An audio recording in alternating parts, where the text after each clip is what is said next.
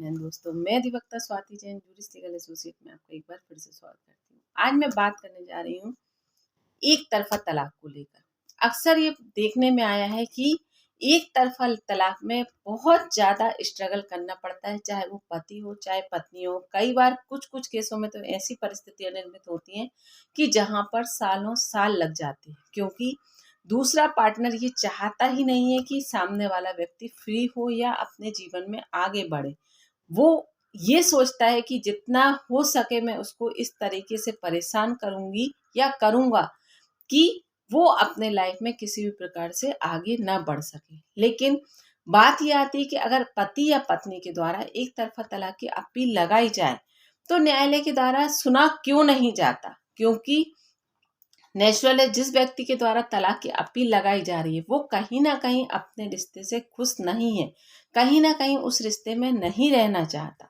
तो आखिर क्या किया जाए कि जहां पर न्यायालय के द्वारा उसकी सुनवाई हो, क्योंकि ये बात हम अच्छे से जानते हैं कि हम विवाह अपनी मर्जी से कर सकते हैं किसी भी जाति किसी भी संप्रदाय में, लेकिन हम तलाक तो न्यायालय से लिए बिना कोई भी कार्य आगे नहीं कर सकते। मतलब दूसरा विवाह या उस व्यक्ति को अपने जीवन से अलग। तो अब यहाँ पर हम किस प्रकार से ऐसा क्या करें कि जहाँ न्यायालय के द्वारा हमारी सुनवाई हो और हमें एक तरफा तलाक मिल जाए। तो एक तरफा तलाक के कुछ ग्राउंड होते हैं। अगर आप उन ग्राउंड के आधार पर तलाक की अपील लगाएंगे, एक तरफा तलाक की अपील, तो वहां आपको रिलीफ मिल सकता है। इसके अलावा सिर्फ आपके ये कह देने से कि हम पति पत्नी की नहीं बनती या मैं अपने पार्टनर के साथ नहीं रहना चाहता या उसके द्वारा कुछ ऐसे कृत्य किए जाते हैं जिसकी वजह से मैं अपना वैवाहिक जीवन नहीं जीना चाहता, तो आपको यहाँ पर रिलीफ नहीं मिल सकता। अब बात करते हैं कि आखिर ग्राउंड क्या है। तो यहाँ पर सबसे पहला ग्राउंड है एडल्ट्री। अगर आप एडल्ट्री कह देने मात्र से नहीं कि आप किसी भी महिला के चरित्र पर दाग लगा दें या किसी भी पुरुष के चरित्र पर दाग लगा दें और आप ये कह दें कि हमें एडल्ट्री के आधार पर तलाक चाहिए, तो यहाँ पर आपको एडल्ट्री के आधार पर तलाक किसी भी प्रकार से नहीं मिल सकता। दूसरा, अगर आपका पार्टनर बिना बताए बिना जानकारी के आपसे दूर जाकर रहने लगे और उस समय अवधि को कम से कम 18 वर्ष से लेकर 2 वर्ष तक का समय निकल चुका है, जिसमें बेवजह मतलब ना किसी प्रकार की आपके बीच में कोई खटपट हुई है, ना ही आप दोनों के बीच में कोई ऐसा विवाद है, लेकिन पार्टनर सिर्फ अपनी मनमर्जी से आपके से दूर जाकर रहने लगा है, तो यहाँ पर आप डिसर्जन का ग्राउंड बना सकते हैं। डिसर्जन में क्रूरता शामिल होती है, क्योंकि स्वाभाविक है जब किसी पार्टनर के द्वारा अपने वैवाहिक जीवन की जिम्मेदारियों का निर्वहन नहीं किया जाता तो वह सामने वाले पार्टनर के ऊपर क्रूरता करता है और यहाँ साथ ही बनता है डिसर्जन का ग्राउंड। तो यहाँ पर आपको ये प्रूव करना होगा और ये इस बात का ध्यान रखना कि अगर आप ये कह देते हैं कि वो पार्टनर हमारा पार्टनर हमारे साथ 2 साल से नहीं रह रहा है, तो यहाँ पर ये बात किसी भी प्रकार से नहीं चलने वाली।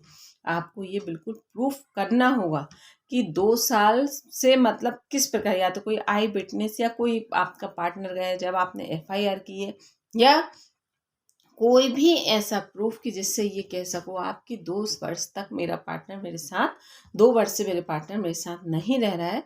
तो यहाँ पर डिसर्जन और क्रूरता के आधार पर आप तलाक की अपील लगा सकते हैं। अब बात कर लेते हैं यहाँ पर तीसरे की बात। आपका पार्टनर 7 साल से गायब है, कोई खबर नहीं है, ना ही किसी प्रकार का कोई संपर्क है, ना ही कोई जानकारी है कि आखिर पार्टनर गया कहाँ।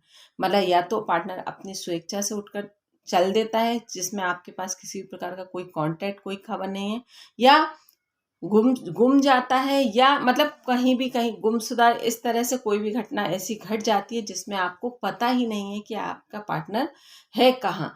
तो यहाँ पर इस वजह से भी आप तलाक की अपील लगा सकते हो और ऐसी कंडीशन में तलाक अपने आप मान्य हो जाता है अगर 7 वर्ष से पति या पत्नी किसी भी पार्टनर की आपके पास किसी भी प्रकार की कोई खबर नहीं है, तो यहाँ पर आप तलाक ले सकते हैं। अब बात करते हैं चौथा। तो यहाँ पर अगर आपके पार्टनर ने आपको बिना बताए दूसरा विवाह कर लिया है तो आप यहाँ पर इस आधार पर भी तलाक की अपील लगा सकते हैं। लेकिन एविडेंसेस के साथ आप ये अपनी मर्जी से कह दें कि नहीं वो मेरे पार्टनर ने उससे शादी कर रखी है, तो यहाँ पर नहीं, आपको एविडेंसेस देने होंगे। और एविडेंसेस इस प्रकार से होने चाहिए जैसे आपके पार्टनर के द्वारा मतलब जो भी आपके कास्ट की रूढ़ियाँ हैं उसके अनुसार व्यवहार किया है, या कोई ऑडियो वीडियो क्लिपिंग। लेकिन अगर आप यहाँ पर अपने मन से कहती हैं तो ये कहती हैं या कहते हैं, ये वीडियो कॉमन है, दोनों ही पार्टनर के लिए मतलब लागू होंगे ये नियम।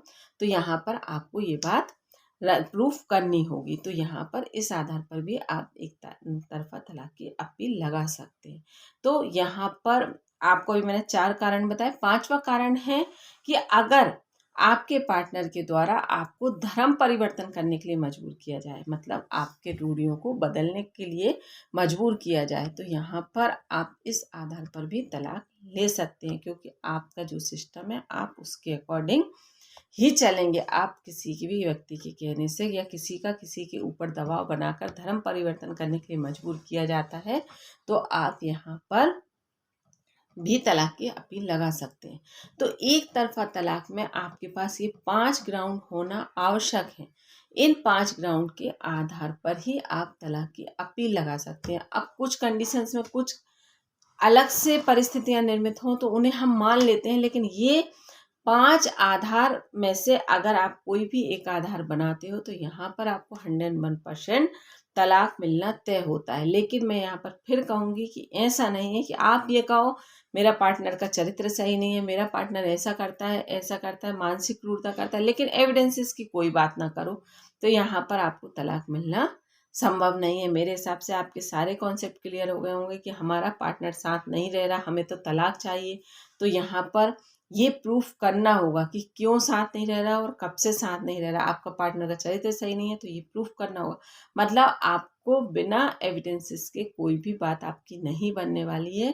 तो यहाँ पर ये कॉन्सेप्ट आप सबसे पहले क्लियर कर लो कि एक तरफा तलाक चाहिए, तो आपको ये आधार बनेंगे।